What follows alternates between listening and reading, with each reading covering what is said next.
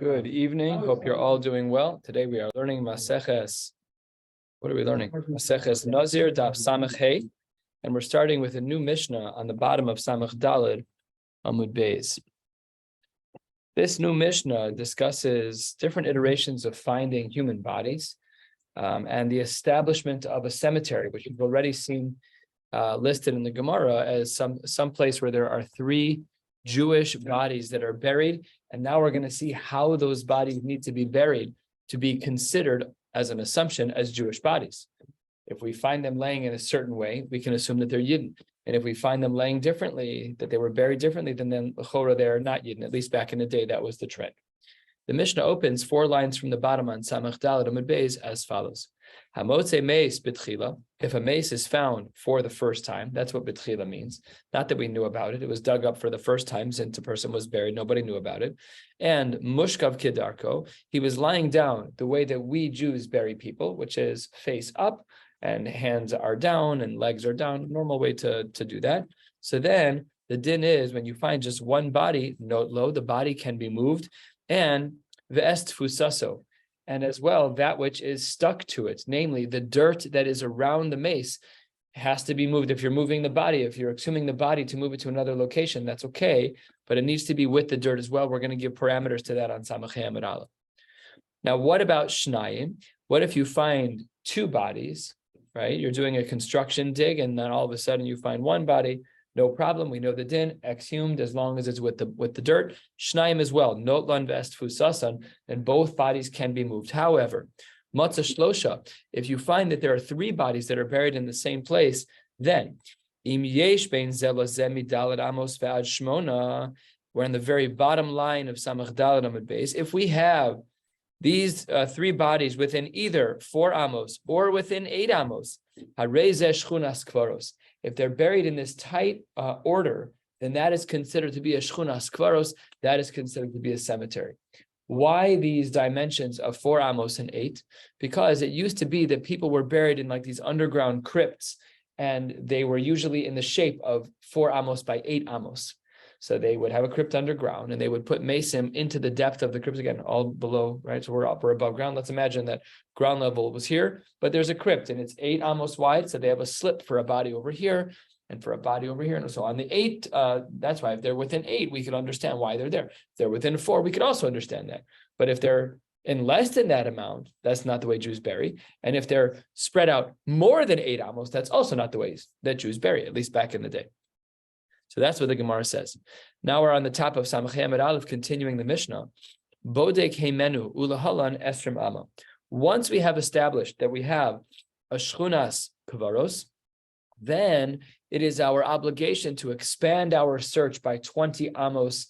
We'll see if in all directions or only in one direction, to see if there are other crypts that are there. Now, the reason why the dimensions change is because the crypts weren't always put immediately near one another. Sometimes they were put a little bit of a distance away, hard to dig, hard to keep the body stable. And remember, of course, that there's a depth to the body. So like if your crypt is 4 by 8, that may well be true with the basic dimensions, but there's also 6 foot of body protruding outwards beyond the entry level of the crypt. So they had to space things out a little bit more. So that's what the Gemara says. You have to check 20 amos as well. Let's say you do find someone toward the end of your 20 amma search, then bodek heimenu ulahalan esrim amma sheraglayim ladavar. Now that we see that there's a body who's buried like a Yiddish body would be buried within 20 amos of the crypt, so then we have to keep looking out every 20 amos in order to make sure that there's no other people buried there. And why do we have to do this? Sheraglayim ladavar, because we now have a standing assumption that it's a cemetery. You only find one body. That's 4 by 8. But no other bodies? No other bodies, that's not a cemetery. In other words, powder. Yeah. Or that's not. I don't know how we look at it. Or what? Maybe they didn't say. Well, maybe they were never there. Or maybe they were never there. That's a Jewish burial crypt. You can find one body in the 4 by 8, but everything else is dust. Why can't you? Those are not bodies. They're not matame, unless, as we already learned earlier, we look at the scoop of human ash as meaningful if there's no impurities in the burial spot. Yeah. So if it's sealed in a box and you peek into the box and there is enough mace there, then even if it's powdered, it's still a mace. If it's not buried, if they're buried like we bury Jews, which is in a pine box, in due time the wood falls apart and bugs get in, impurities get in, then you can know that's no longer a mace. That would be matame and nazir. I'm extrapolating a little bit. Maybe the din is different, but the chora, it's not a cemetery once the bodies are fully decomposed anymore, because those are not bodies anymore, I would imagine. And the Mishnah concludes with a very difficult line to understand. She'ilu tchila. The reason why you have to keep checking every 20 amos is because had it been that they were found this way, mitzo notlo, had it been that they were found, she'ilu tchila mitzo, had they been found this way, notlo vest husaso. So the Rivan here, a third of the way down, kind of explains what's missing in the Mishnah. And the Rivan, if you look at Dibra Maschil, had these bodies been found first, as we saw, that if you only had found one body by itself with no other bodies, with at least not three other bodies, you could move it, and so it can be moved with its dirt. Now that we found that there were at least three bodies within 20 amos, the echad besof esrim, and there's one of them at the end of the 20 amos, therefore that's considered shchunas kvaros. So the line is really, in the Mishnah, is only a partial line. We're supposed to kind of assume the rest of it, which is written by the Rivan rather clearly. That brings us to the end of the Mishnah. We are now 4 lines down from the top of Samach Hey Amud Aleph, and the Mishnah opens up with a handful of very, very important diyukim. Now, the way things are right now, 2023, and for the last 50 years, whatever the case may be, what we had learned in our Mishnah is that it has to be that they're buried like Yidden, and the Gemara says that there are a lot of diyukim to make. Amar Rav Yehuda Matzah, when we say that the body has to be found, that's prat lematzui, except for one that I already know is there. You can't move a body. That's not considered finding the body. Finding the body is finding the body. You can't just exhume a body just because you want to, if you know that it's there. We're only talking about a case where you don't know that it's there. And mace, when we say that he's a mace, that's prat laharug. You're not allowed to exhume the body of someone who's a harug, someone who was killed. Very different. So this is where you get into these major issues with the medical examiner's office. What's the psak on how the person died? If the person died of natural causes, okay, then that's different. And if you find a person that was killed, so then the rules of exhuming seem to be different. I'm not speaking Lamaisa, just reading off the page, and it's not psak. We said mushkav, that the person has to be lying down like a mensch. Prat liyoshev, if a person is buried in a sitting position, that also is not a body that you can move around. When we say kidarko, what does it mean that the person is buried kidarko? That's prat lisherosha munach bein yarkosav, not a pleasant way to be buried, where you're kind of folded over, where your head is between your knees. Now, Tani Ula Bar Chanina, Meis Shechaser, if there's a body that's missing part of its body, Ein Lo Tfusa Velo Shchunas Kvaros, that it doesn't have a din of Tfusa, of moving dirt, and it also is not Begeder Shchunas Kvaros. Namely, if you have two bodies that are whole and one body that is partial, that's not considered a Shchunas Kvaros. V'chol Hani my time alone. Why do we have such strict inferences in Diyukim? The Gemara says, Amrinan Dilma Ovid Kochavimhu. Because by virtue of the fact that we don't see the simanim of how a yid was buried, therefore we have to assume that it's an oved kochavim, and it's an oved kochavim, then we are not going to move them. We're only going to potentially move a yid if it's necessary, but not one that we fear may be a goy. There may not be anything wrong with moving a goy per se. They have less tuma than we do, or maybe no tumas mace. But here the Gemara doesn't get into this. But why? Okay, so it might be a goy. If you have any reason to think it's a Jew, things would change. But if you're just saying stam, then call the parish meruba parish. Forget that. He's buried in a way that Yidden aren't buried. You don't bury Jews folded in half. That's not what happens. We have been to 2 funerals this week in the last 2 weeks. It's pine boxes. You do it the right way. Menschlach, chevra kedisha, everything is done right.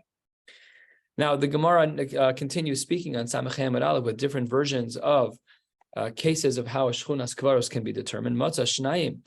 If 2 bodies are found, Rosh Shalzeh b'tzad Margalosav Shalzeh, the Rosh of Shalzeh b'tzad Margalosav Shalzeh, they're buried in opposite directions, where the head of mace number 1 is by the feet of mace number 2, and vice versa. Ein lahen tfusa v'lo shchunas kvaros. That's so interesting. There's a seder to how we bury. It's not just how is any one body buried. How are the bodies buried in relation to one another? And therefore, if the bodies are not buried seemingly in the same direction, or maybe I'm inferring too much, but if they're planted backwards from one another, 180 degrees apart, that's not considered shchunas kvaros. What if they're buried in an intersecting way instead of in an opposite way? Gemara doesn't say. Unfortunately, with our history, there's so many times like the Holocaust, where the old city, I'm saying there's bodies everywhere that were buried abnormally. But that's not shchunas kvaros. You can move those bodies. It's not a shchunas kvaros. Not like it's set aside, so to speak. It's not a cemetery. Yeah, they're not laid down nicely like a cemetery. They're the burial pits, like the massive place, like these awful scenarios. So l'chora, they're allowed to be moved without even flinching. Yeah, but that's meaning that's what the Gemara is saying. First of all, they were killed, so there's a separate din there. Also, you gotta. I don't want to talk about the Holocaust. It's very hard to talk about, but the point is that if yeah, you're not going to see normal positions there, unfortunately. Correct. But we know they didn't. So There you right. but that case is not this case. That case is not case. Yeah. Yeah, this is the most minimal structure of a halachic cemetery, which then limits whether or not we could exhume and take dirt, as we're soon going to see more. But you're talking about well beyond this page, which is talking about what happens if you find people who we know are Jews that are buried the wrong way. Different story. Let's say we'll give a practical case scenario. Person finds a body and the Magen David that the person was wearing is still present because it doesn't decay. Is that a raya brura today? Does that mean anything? I don't know. Probably enough that we would say. I'm just giving it as an example, but probably enough. And what other indicators could you find? I don't know, but you find a talus. L'chora, that's a very good sales pitch that the person's a yid, especially in Eretz Yisrael. That's a vaday that an Arab would never be buried in a talus. So all of your questions you're asking, they're great, but they're off the page because they're different versions of different iterations of our Gemara. Okay, we're just about a third of the way down. Matzah shlosha. Let's say you do find 3 bodies. However, you knew when you were digging that there was 1 body there. You were surprised to find 2 other bodies there. Oh, or perhaps the reverse, and this word should not say shnayim. Echad tchila, one of them was a surprise. Vishnayim yidun, and you knew about the other 2. Ein lahem tfusa ve'ein lahem shchunas kvaros. That doesn't have the din of shchunas kvaros because you didn't know about those 2 people. Only if you knew about it. You're finding out now. Okay, then they can be moved, and you can then bury them properly. And the Gemara tells a story about this last din. Ma'aseh b'Rebbe Yeshovav shebadak u'matza shnayim yidun ve'echad tchila.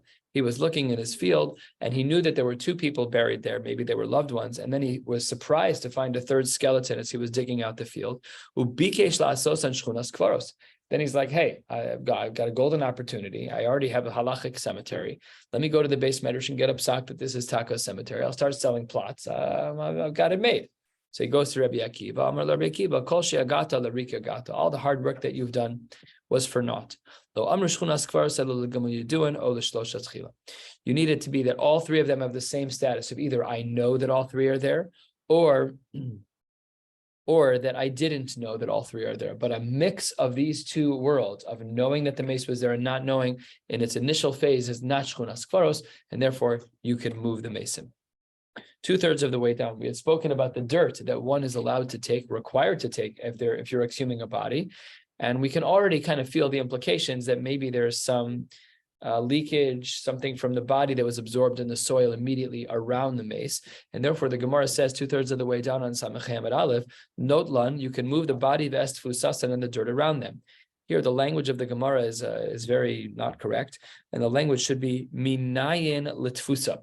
How do we know that we're supposed to collect dirt? And even if you look in the Meforshim on the side, it doesn't even say tfusa with a fe. It says tivusa, which is a totally different word. I don't know what tivusa means, but obviously from the context of the Gemara, we know what's going on.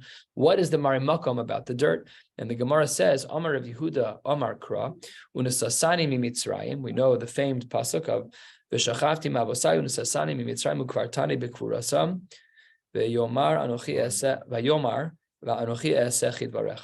So the Gemara says, "Mimitzrayim tol imi, take portions of Mitzrayim with me when you move me." So it's Yosef.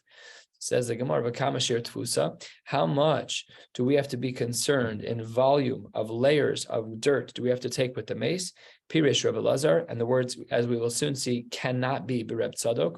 So Pirish Rebbe Lazar, notel afar tichuach, all of the very soft dirt that's immediately around the body, pashat, that goes with the mace. And then as well, the chofer bibisula gimel etzbos. We then dig out from the untouched ground, the virgin ground with the literal translation. We then cut out around the mace 3 etzbos worth of regular, seemingly untouched dirt, just in case it absorbed part of the mace. This is where Zaka comes in regards to Rahmana Litzlan. These terrible snares are pulling up every piece of blood. That's part of the body in regards to Kvura. That's this Gemara. We have to make sure that we as Jews, that we bury body parts. As a Moa, bury foreskins. So the poskim discuss Chol V'Afar, the Shulchan Aruch, right? So I have sand in my basement. I put the orla and some sand, and then I can put the whole thing in the garbage. That's whatever. At that point, it's considered burial. Okay, the Gemara has a problem with this sheet of Gimel Etzbos because we have a brisa that seems to give a different shiur for Tfusa. The Gemara says 8 or 9 lines from the bottom Mesve, we have a brisa. The Kama shiur Tfusa. What is the shiur that when we are exhuming a body, we have to take dirt with it? The Gemara says, Pirish Rebbe Lazar Bereb Tzadok. This is how we know it can't be the same person as previously. Noteles hakismin. You take wood chips. I guess they were buried with some kind of wood, maybe to absorb. I don't know. But the Gemara says if there are wood chips there, those for sure you take. Viasaksasos, and the clumps of dirt that became clumps because of the absorption of liquids from the body. Vizorikes havadaim. You remove that which you absolutely don't need. And you keep that which you think you might need. And everything that's going to go with the mace, mitzdaref l'rov binyanu shel mace, so the rov atzamos l'malei tarvad rekev. And then the rest all counts as part of the volume of the human body. We assume that the absorption of any fluids from the body and that dirt is part of the mace. So therefore we have a stira, because this brisa doesn't speak about gimel etzbos, whereas the sheet of Rebbe Lazar said that the shiur of tfusa was gimel etzbos, stira. So the Gemara says, no, Rebbe Lazar, the first opinion that we learn, Huda Amar ki haitana. Titania, the brisa writes, "V'kama shiur tfusa, Amar Rabbi Yochanan mishum ben Azai, notel afar tichuach v'chofer b'besula shalosh etzbos." You're right. It's actually a machlokes amoraim, machlokes tanaim. Excuse me. We had the Tana that we saw in the brisa, which was the shita Rebbe Lazar Bereb Tzadok, and the Rebbe Lazar that we saw earlier. That is actually really the shita of Rabbi Yochanan in the name of Ben Azai, and that solves for that machlokes. The last 2 lines on the bottom of Samech Hei Amud Aleph refer to the words Bodek Heimenu, which is what we saw, that after we determine that there are 3 bodies in one particular place, we then determine that place as Shchunas Kvaros, and therefore we have to check out 20 amos. The Gemara says, Omar Rava, Rava says, let's slightly change how you navigate it. Let's say you're cleaning out your field, you take a shovel, you start digging, and you find the body. Badak Upana, you checked out, you found a body, and you move the body first without checking for other bodies, one body. And then Badak Upana, and then as you're digging, you're like, 2 bodies. Okay, I'm going to move that one too. Then Badak Ve'ashkach, and then you we're searching again, and you found a 3rd body. The problem is that really it should have been a Shchunas Kvaros, but you move them one at a time. So do we now say that we should have moved those bodies and now we're stuck? Can we move the 3rd body? Yes or no? The first 2, when I moved them, I was under the assumption it was the only mace. When someone's digging in their backyard and they find a body, they call 911. The police come out. The police will check everywhere. In your brain, you're like, there's no way that there's 2 people buried in my backyard. You find person number 1, you move them over to the cemetery. You find person number 2, you move them over to the cemetery. By the time you find the 3rd one, you're like, I made a mistake. Really, it was a Shchunas Kvaros, and I moved the first 2 bodies. What do I do with the 3rd body? So the Gemara says, Lo hai mafani le gabi hanach trei. The one that's remaining, really the 3rd one, the one that clinched that this is going to be a Shchunas Kvaros, can't be moved to the other 2. And the reverse is also true. V'lo hani trei le gabi haichad. And the 2 that I've already moved, I can't move back. Why?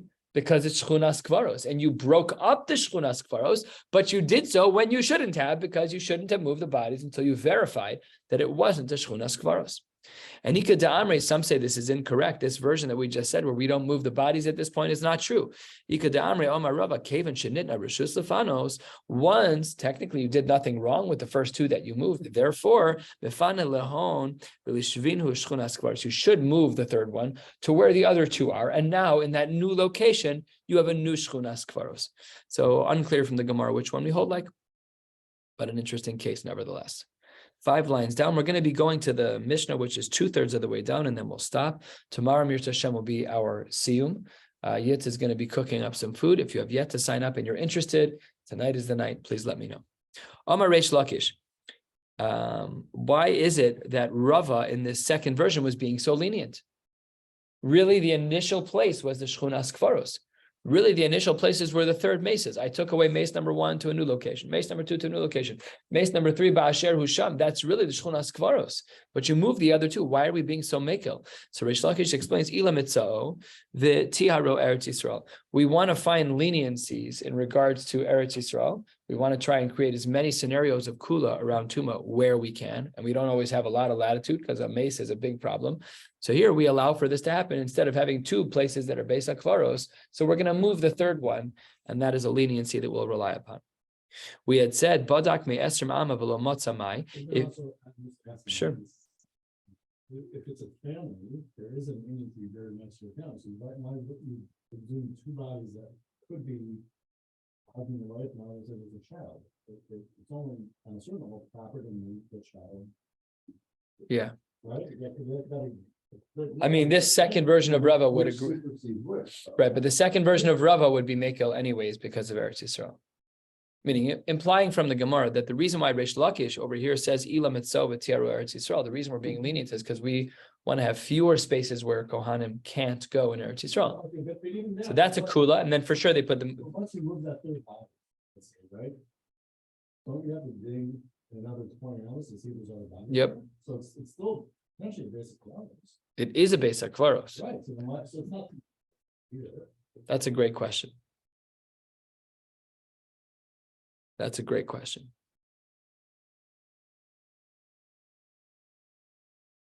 I have no idea. Why isn't the Gemara concerned about that? Meaning the fact that we're being mekel on the third body now is it's a kula for Eretz Yisrael, but that doesn't mean it's not a Beis HaKvaros. So then, beautiful question. I have no idea.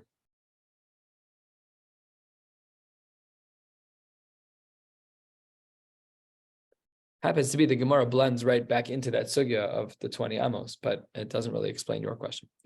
The Gemara asks, Badak me eser mama v'lo motzamai. Let's say you check, and Balei Tosfos here explain, you check in one direction of 20 amos. Do you have to build like a perfect circle of no skeletons? Like, how does this work? Do you remember the pictures we saw in Maseches Eruvin?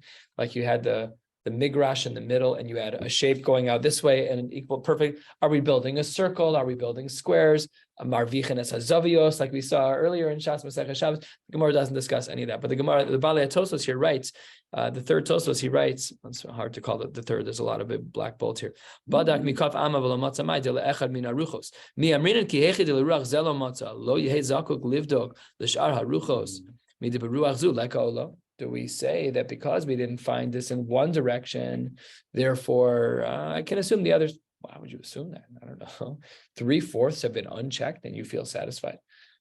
That's what the Gemara is asking. That was the question of Badak me'eser mama v'lo motzamai. So Amar Rav Nasya bar Yirmiyah Amar Rav Shchunas Kvaros. And this answer is very difficult to understand. What does it mean, Shchunas Kvaros? So it's not, but Tosfos says it's an answer. So in that same Tosfos, the second half of Dibra Masel Badak reads, Amar Rav Masharshi Shchunas Kvaros, Klomar, Shchunas Kvaros shel Shlosha, Shenimtzu Kvar Yeshlo, Aval lo yitzdarech yoser livdok. You only have to check in one direction for 20 amos. Why? Back in the Gemara, my taima Amar Reish Lakish ila mitzao v'tiaro es Eretz Yisrael. This might actually be an answer to Stan's question in some way. It's not a really good answer, but maybe what the Gemara is saying is that out as it stands for Eretz Yisrael, because we're trying to create more spaces where Kohanim can go. So yeah, you found your Shchunas Kvaros, and you have to check at least in one direction for another mace. It's a big kula, but remember, it's Tumas at the home, so we don't have to really worry about the other mesim. They're underground. Nobody knows they're there, and I checked in one direction, so we have a kula. What's implied from this is that if you're in chutz la'aretz, you'd have to check. I don't know. I'm not just what's implied from the Gemara is that the kula only applies in Eretz Yisrael because we don't have this idea of ilam mitzvah over tiaru as Eretz Yisrael. Let's learn one more sugya for tonight. The Mishnah reads about a quarter of the way down. Kol safek negoyim b'tchila tahor. In regards to a nega that's new, if you have an element of safek, your previous standing chazaka was tahor. So therefore, in this case, you'll remain tahor. Ad shelo nizkak l'tuma, until you're in a category of tuma. Misha nizkak l'tuma, but if you already were tameh and you had an assumption of tuma, then sveiko tameh. Then whatever your standing assumption was before continues. The Gemara says, "Minohani mili." Where do we know this from? That safek negoim b'tchila tahor. That if you have a nega and it's new to you, and your previous assumption was tahor, that you remain tahor out of safek. The Gemara says, "Amar Rabbi Yehuda Amar Rav Amar Kra." The pasuk reads "Taharo o l'tameo." It first says the word tahor or tameh. Ho l'pasach bo akas b'tahara tchila. And because the Torah says the word tahara first, we therefore assume that when you first have an aspect of safek in regards to a nega, we assume that safek is tahor. Says the Gemara, that's a very bad argument. Ihachi afilu mishnizkak l'tuma name sveko tahor. What if you were tameh before and you see a new nega? You're going to say that the pasuk says tahor first, and then in the case of safek, you're going to be why? That doesn't even make any sense.